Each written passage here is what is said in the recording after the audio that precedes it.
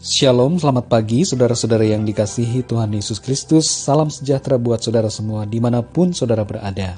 Damai sejahtera dan sukacita oleh Roh Kudus melimpah senantiasa dalam hati dan kehidupan saudara semua. Renungan pada saat ini khusus bagi saudara-saudara yang sedang bingung mencari pekerjaan. Di dalam kitab Pengkhotbah pasal 9 ayat 10 bagian A tertulis, segala sesuatu yang dijumpai tanganmu untuk dikerjakan, kerjakanlah itu sekuat tenaga. Saudara yang dikasihi Tuhan, bekerja merupakan amanat dari Tuhan kepada setiap orang.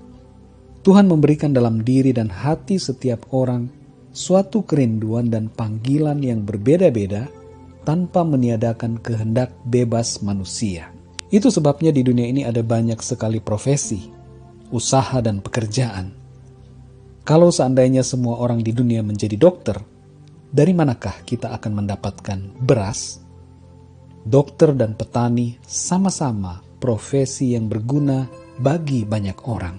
Tuhan menaruh kerinduan, cita-cita dan kemampuan yang berbeda-beda kepada setiap orang demi kelangsungan hidup manusia di bumi.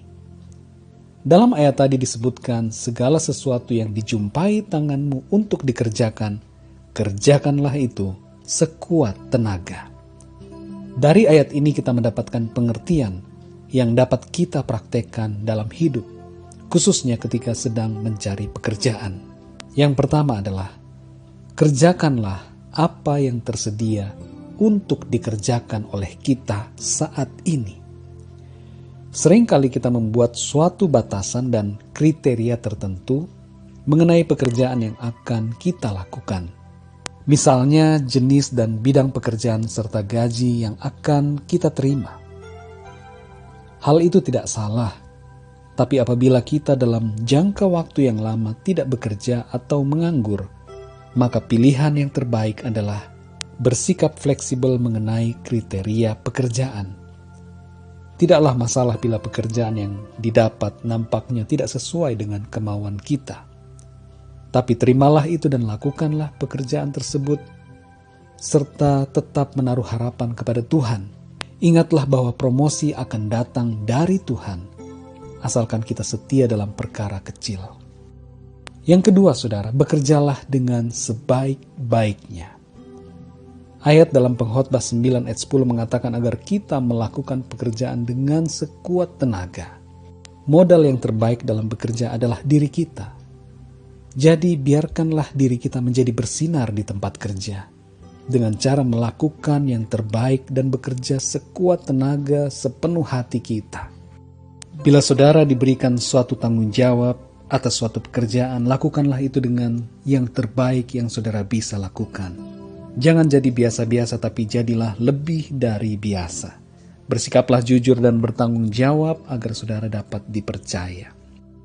Saudara yang terkasih, dalam masa-masa pencarian dan penantian akan pekerjaan, berdoalah dan mintalah hikmat dari Tuhan untuk dapat mengerti pilihan dan keputusan apa yang akan diambil.